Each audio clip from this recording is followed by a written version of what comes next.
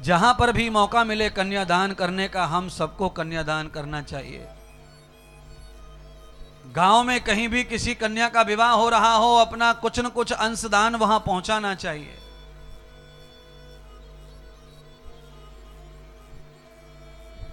दस 20 साल पहले तो पूरे गांव में ये सब चलन था। किसी की भी बेटी का कन्यादान होता था तो उससे 2-3 दिन पहले ही पूरे गांव के लोग, लग्न लिखी जाती थी तो सब इकट्ठे होते थे और वहीं कन्यादान दान करते थे। बाद में जब अग्नि में फेरा होता था तब रिश्तेदार जो नजदीक वाले हैं फिर वो वहां कन्यादान करते थे। पात्र दे रहे हैं, कोई कुछ दे रहे हैं, महाराज लाद देते थे लड़कियों को।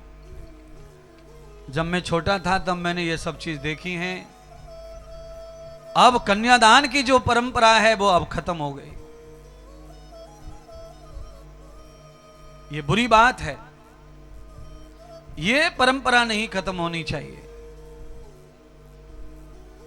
आदान प्रदान करना, पहले कन्याओं के विवाह के लिए किसी को फर्क नहीं पड़ता था चाहे 10 कन्या हो जाए, क्योंकि पूरा गांव मिलकर के, रिश्तेदार मिलकर के ही विवाह करते थे कन्यादान के निमित्त। पहले धन नहीं था किसी पर तो कोई कलश ला रहा है, कोई परात ला रहा है, कोई फ्रिज बेटी को दे रहे हैं, पूरा दहेज रिश्तेदार दे देते थे, बेटी वाले पर कोई फर्क नहीं पड़ता था। उसकी वजह से संबंध भी आपस में अच्छे बने रहते थे, आना जाना आदान प्रदान भी और पवित्रता भी बनी रहती थी। अब क्या हो गया है? अब ये हो गया है कि शादी 3 घंटे की बची है। सारा का सारा खेल कॉन्ट्रैक्ट बेस पे पैसे से चलता है। अगले 10 साल में मुझे लगता है मामा फूफा भी पैसे से भाड़े पे लाए जाएंगे। टेंट वाले कोई बोल दिया जाएगा, ओ भैया लॉन्स वाले 4 मामा बुला लेना, 3 फूफा और जीजा तो एक ही बहुत है, क्योंकि जो महंगा हो उसको तो कम ही लेती दुनिया है। फूफा तो सस्ते ही हैं, खैर ये तो 12 केला में मिल जामे जीजा, और फूफा तो जरा महंगे ही हैं थोड़े से, मामा सस्तो है।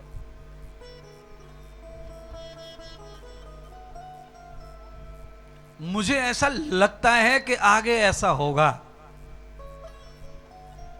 और उसके आगे ऐसा होगा कि कन्यादान करने के लिए मामी मामा की जगह मम्मी पापा भी भाड़े पे बुला लिए जाएंगे, क्योंकि आज 25 से 30% कन्यादान तो हो नहीं रहे, कोर्ट मैरिज हो रही है या भाग भूग के कहीं मंदिर में हो रहा है। माता पिता को तो पता ही ना लड़की कहाँ गई है, लड़की के बारे में यही है कि वो तो वहां पढ़ रही है, और लड़की 9 महीने से कोर्ट मैरिज करके कब से फ्री हो चुकी है, और घर वालों को लग रहा है कि लास्ट ईयर चल रहा है, लास्ट ईयर चल रहा है, लास्ट ईयर। यही हाल लड़के का है, 30 से 35% हाल ऐसा है।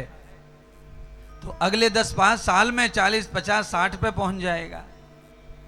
माता पिता की जरूरत ही नहीं पड़ रही है उनको, तो कन्यादान कहाँ, यज्ञ कहाँ, विदाई कहाँ, गौना कहाँ, कोई परंपरा, सब परंपराएं समाप्त हो रही हैं। कल एक डिबेट चल रहा था न्यूज पर एक महात्मा जी के साथ, तो महात्मा जी के विरोध में एक व्यक्ति जो खड़े थे वो बोल रहे थे कि आप लोग जो है पुरानी परंपराओं को लेके चिल्लाते रहते हो कथा बधाओं में। आज का जो कल्चर है, जीवन है, 21वीं सदी है, ये पुरानी परंपराओं से आज किसी आदमी का भला नहीं होगा। पर वो जो महात्मा था, आचार्य था, उससे उसका जवाब बना नहीं, वो कुछ दे नहीं पाया उसका जवाब। पर मैं आज उसी बात को चैलेंज के साथ ये कह सकता हूं कि हमारे ऋषि मुनियों की, पूर्वजों की, हमारे बाप दादा की जो परंपराएं अच्छी हैं, उन परंपराओं को अगर 21वीं सदी में भी लागू कर दिया जाए तो हम बहुत मॉडर्न होके अपने संस्कार संस्कृति को ज्यों की त्यों कायम रख सकते हैं और सुखी रह सकते हैं। 21वीं सदी का मतलब होता है मॉडर्न होना। आधुनिक होना, मशीनरी पर जाना, लाइव हो जाना, लैपटॉप हो जाना, कंप्यूटराइज होना, ये 21वीं सदी है, बहुत अच्छी बात है। पर इसमें संस्कार और हमारे बने रहते तो और कितना बड़ा विस्तार होता सुख का। अभी तो हम जो सुख ले रहे हैं वो केवल मॉडर्न का ले रहे हैं, आधुनिकता का ले रहे हैं, तब भी अपने आप को अच्छा मान रहे हैं। अगर हमारे अंदर पुराने संस्कार और रहते तो महाराज क्या कहना सुखों का।